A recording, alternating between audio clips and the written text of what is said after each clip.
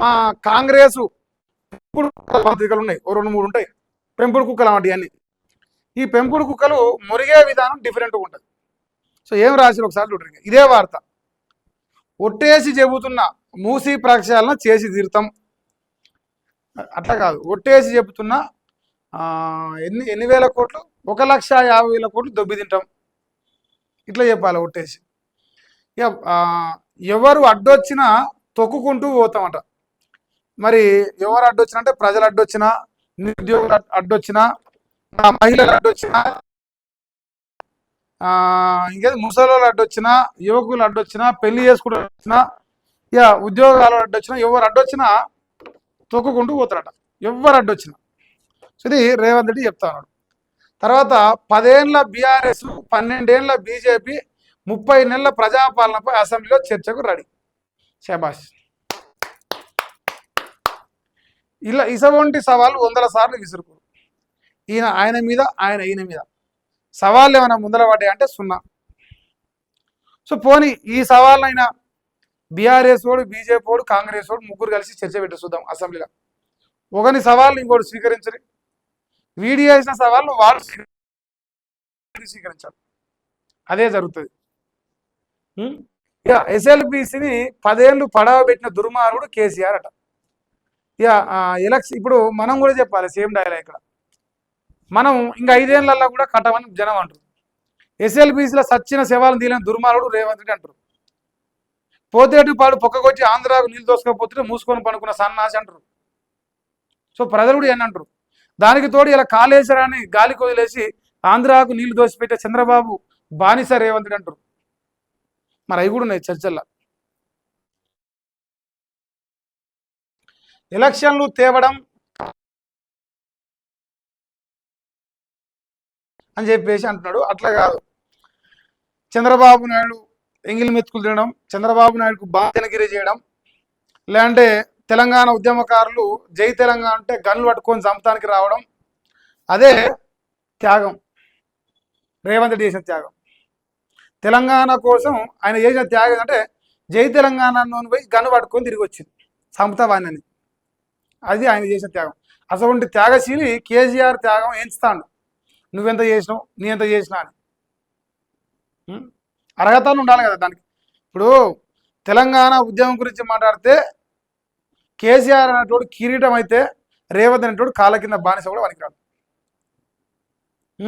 నువ్వు తెలంగాణ గురించి మాట్లాడితే నీకు గాడిద గుడ్డు తప్ప ఇంకేం రాదు నీకు. ఇలా నువ్వు ఆంధ్ర బానిసవు, చంద్రబాబు నాయుడు చెంచవు ఆనాడు. ఇలా పద్ధతి లెక్క మాట్లాడు. మంది మలిదశ ఉద్యమంలో మంత్రి వెంకరెడ్డి పదవికి రాజీనామా చేసిండు. శబాష్. బరాబరుగా నేను ఏనాటి నుంచో చెప్తున్నా, కోమరెడ్డి వెంకరెడ్డి బీసీలను ఎట్లా మోసం చేస్తున్నా, ఎంత అవమానిస్తున్నా, నిజం అనేది నికార్స్ అయింది. నిజం అనేది నికార్స్ ఒప్పుకోవాలి. తెలంగాణ ఉద్యమంలో కోమరెడ్డి వెంకరెడ్డి తెలంగాణ రాష్ట్ర ఏర్పాటు కోసం రాజీనామా చేసిండు, అంటారు నిరాహార దీక్ష చేసిండు. దానికి 1000% మద్దతు ఇస్తా, ఏనాడైనా ఆ విషయంలో కీర్తిస్తాం. కానీ ఇదే రేవంత్ రెడ్డి మరి ఎందుకు కోమరెడ్డి వెంకరెడ్డి నిన్న బీసీ బిడ్డ డిసిసి అధ్యక్షుడు పున్నా కైలాస్ నేతను అవమానించిండు అనే పదం ఎందుకు అనలేదు? కోమరెడ్డి వెంకరెడ్డి మంచితనం గురించి చెప్పిన రేవంత్ రెడ్డి చెడ్డ పని గురించి ఎందుకు చెప్తున్నాడు? ఇదే నల్లగొండ జిల్లాలో బీసీ బిడ్డ నోట్లు ఉచ్చబోసి కొట్టి చరిత్ర గురించి ఎందుకు మాట్లాడతలేరు? అది మాట్లాడరా?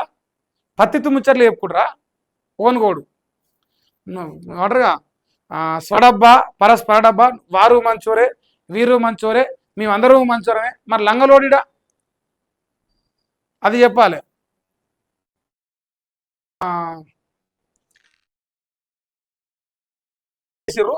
ఆ త్యాగాలు చేసిన బిడ్డలను చంపేతందుకు నేను గన్ను పట్టుకొని తిరిగిన, ఆ త్యాగాలు చేసిన బిడ్డలు గన్ను పట్టుకొని చంపేతందుకు నేను తిరిగినా చెప్పాలి. మరి అది కూడా తెలంగాణ పదవులు కేసీఆర్ కుటుంబం అనుభవించింది. సో ఇందులో ఒక మాట చెప్తా. కల్వకుంట్ల చంద్రశేఖరరావు ఆయన జీవితంలో, ఆయన రాజకీయ చరిత్రలో ముఖ్యమంత్రి అయిన తర్వాత చేసిన ఏకైక తప్పు ఏంటంటే తెలంగాణ ఉద్యమకారులకు రాజకీయ అవకాశాలు పెద్దగా కల్పించలేదు. ఆన్నో ఈయన అడప తప్ప మొట్టమొదటిగా మనం చెప్పుకునేది తెలంగాణలో శ్రీకాంతాచారి తల్లికి రాజకీయంగా నష్టం చేసిండు కల్వకుంట్ల చంద్రశేఖరరావు. అంటే రాజకీయంగా ఏ అవకాశం కల్పించలే. మలిదశ ఉద్యమంలో మొట్టమొదటిసారి ఎల్బీనగర్ గడ్డ పైన జై తెలంగాణ పెట్రోల్ పోసుకొని చచ్చిపోయింది ఆ బిడ్డ. సో ఆ ఒక్క అపవాదే ఇలా కేసీఆర్ ఇంకా కూడా మూట కట్టుకున్నాడు. అందుకే ఇలాంటి తెలంగాణ ద్రోహులకు కూడా మాట్లాడడానికి ఒక అవకాశం దొరికింది. ఇలా కేసీఆర్ ఆ తప్పు చేయకపోయింటే ఇటువంటి సన్నాసులు నోరెత్తి తెలంగాణ సమాజం ప్రాంతం దాటినాక తన్ని తరుగుతుండే. అది రాష్ట్రంలో నడుస్తున్నది ప్రజాపాలనే, మళ్ళీ పాపాల బయడు పాలన అవసరమా అని చెప్పేసి అంటుండు. ఇంకో అమ్మా హైడ్రా పేరుతో పేదోళ్ళ కొంపలు కూలగొట్టడమా, లేదు శని ఆదివారం వస్తే ఓను కొంప కూలగొడదని ఏడవడమా, లేదు రాష్ట్రంలో రైతులకు, ప్రజలకు, మహిళలకు, నిరుద్యోగులకు, ఉద్యోగులకు, సబ్బండ వర్గాలకు 6 హామీల పేరుతోని వాడు 10,000 ఇచ్చిండు కేసీఆర్, నేను 15,000 ఇస్తా పత్తిత్తునని చెప్పి పంగనామాలు పెట్టడమా, లేదు ఆయన లచ్చే ఇచ్చిండు, ఇవాళ తీసుకుంటే లచ్చ వస్తుంది, రేపు తీసుకుంటే 2 లక్షలు వస్తుందని ఏతుల మాట చెప్పి ఎగనామం పెట్టడమా? మరి ఏ విషయంలో ఇది ప్రజాపాలన? ఇవన్నీ విషయాలు మాట్లాడితే జర్నలిస్టులను, ఉద్యమకారులను అరెస్టులు చేయడం, పోలీస్ స్టేషన్ నుంచి చిత్రహింసడమా? ప్రజాపాలన గురించి నేను చెప్పొద్దు. రేపు మా రైతులు యూరియా బస్తాల కోసం కొనుగోలు కింద నిలబడలేదు, వాళ్ళు చెప్తారు ప్రజాపాలన గురించి. నీ ప్రజాపాలన ఎంత మంచిగా ఎలగబెడుతుంది, ఎంత బ్రహ్మాండంగా నడుస్తుంది ప్రజలు చెప్తారు రేపు కొనుగోలు కేంద్రాల దగ్గర, పిఎస్సి సెంటర్ దగ్గర. ఆమె పేరు రాధాకృష్ణ పేరుతో నడిచే తెలంగాణ చీకటి ఆంధ్ర జ్యోతి. ఈమె రాసింది, ప్రక్షాళనకు అడ్డుపడితే మూసీలో తోసి దొక్కుతా అంటాడు, వేసి దొక్కుతాడట. ప్రక్షాళనకు ఏం అడ్డుపడం కానీ 1,50,000 కోట్లు దొబ్బి తినదందుకు ఎవడన్నా అడ్డు వస్తే వాడిని తొక్కేస్తామని చెప్పాలి. 55 కిలోమీటర్ల మూసీ ప్రక్షాళన, 55 కిలోమీటర్లు. ఒక ఎకరాకు ఒక కిలోమీటర్కు 3,000 కోట్లు 10 రూపాయల నోట్లు వరుసకుండా పోతే మూసి మునిగిపోతుంది అనే పైసలతోనే. ఈ 1,50,000 కోట్లు 10 రూపాయల నోట్లు తెచ్చి పెడితే మూసి మొత్తం మునిగిపోతుంది. దీంతో ప్రక్షాళన చేయాలి ఇప్పుడన్నా.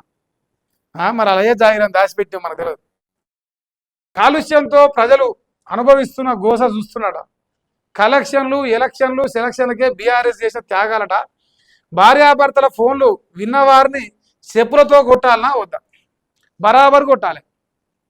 ఆనాడు విన్నోని కొట్టాలి, ఈనాడు వింటున్నోని కొట్టాలి. చెప్పులతో కాదు, దేంతోనే కొట్టవచ్చు. ఇప్పుడు రేవంత్ రెడ్డి జర్నలిస్టుల ఫోన్ ట్యాపింగ్ చేస్తున్నాడు. కేసీఆర్ ఫోన్ ట్యాపింగ్ చేసిండు ఆనాడు నాయకులు, ప్రతిపక్ష నాయకులకు. మరి కేసీఆర్ చేసిన దానికి నువ్వు సాక్ష్యం తీసుకొచ్చినవా?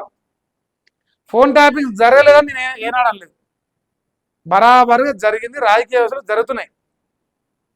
కానీ ఆధారం బయటపడ్డదా? దమ్ముందా? పిల్ల మొగల ఫోన్ విన్నాడంటివి. మరి రోషం లేదా మీకు? శరం లేదా? భార్యాభర్తలు మాడుకున్న ఫోన్లు ఇన్న దుర్మార్గుని ఎందుకు అరెస్ట్ చేస్తలేరు? ఎందుకు మీ దగ్గర సాక్ష్యాలు దొరుకుతలేవు? ఇప్పుడు దేని తీసుకోవడం కూడా అడిగినప్పుడు సాక్ష్యం పట్టుకొని సన్నాసిని ఏమనాలా? మరి ఇప్పుడు కాళేశ్వరం కూలిపోయింది అంటివి, అది నిటారుగా మునగాన్ లెక్క మొగోన్ లెక్క నిలబడి చూపించేయాలి. 2.5 ఏళ్ళు అయినా ఇంతవరకు అలా రూపాయి రిపేర్ చేయకపోతే ఎట్టుంది అట్నే ఉండే. మరి ఆ సన్నాసిని ఏమనాలి? ఇప్పుడు కూలిపోయిందన్న సన్నాసిని. సో రాజకీయంగా కాళేశ్వరాన్ని ఫోన్ ట్యాపింగ్ వాడుకోవడం తప్ప అందులో వాస్తవాలను బయటపెట్టే దమ్ము రేవంత్ రెడ్డికి లేదు. ఓపెన్ సీక్రెట్ అది. ఇక బావా బామ్మర్ది తోడేలలా తెలంగాణ తిరుగుతున్నారట. బీఆర్ఎస్ అట్లా కాదు, యనుమూల పరివారం మొత్తం రేవంత్ రెడ్డి అన్నదమ్ములు, తిరుపతి రెడ్డి, కొండల రెడ్డి, ఇంకో రెడ్డి, ఆఖరికి అనుచరులు రోహిన్ రెడ్డి, వేమనారాయణ రెడ్డి, ఇటువంటి అంతా లంగల్ అత్కోర్ బ్యాచ్ మొత్తం రేవంత్ రెడ్డి ఒక్కని పేరు చెప్పి ఏం తిరుగుతుంది. జర్రాగర ఏమో రాసిండో, తోడేళ్ల లెక్క దోసుకొని తెలంగాణ అలాగే జాగిరైనట్టు. ఒక్కడు సీఎం అయిన పాపానికి మళ్ళల్లా ఒకడు ఎమ్మెల్యే లేడు, ఒకడు ఎమ్మెల్సీ లేడు, ఒక ఎంపీ లేడు, ఒక మంత్రి లేడు, అందరు దొబ్బింటారు అలాగే జాగిరైనట్టు. ఇప్పుడు కేసీఆర్ లేదంటే కేటీఆర్, హరీష్ రావు, కవిత వాళ్ళు దోసుకొని తిన్నారు. వాళ్ళు 10 కూర్చొని తెచ్చారు అట్నన్న. ఓ ఎమ్మెల్యేనో ఎంపీనో ఏదో ఒకటి. వీళ్ళకి ఏం అవసరమైందని తొప్పి తింటారు వీళ్ళు. రేవంత్ రెడ్డి అన్నదమ్ములు వాళ్ళ సర్టిఫికేట్ రేవంత్ రెడ్డి తొడగుట్టిన వాళ్ళు అంతే. ఇక అదే వాళ్ళకి లైసెన్స్ అయిపోయింది తెలంగాణ దోసుకుంటానికి.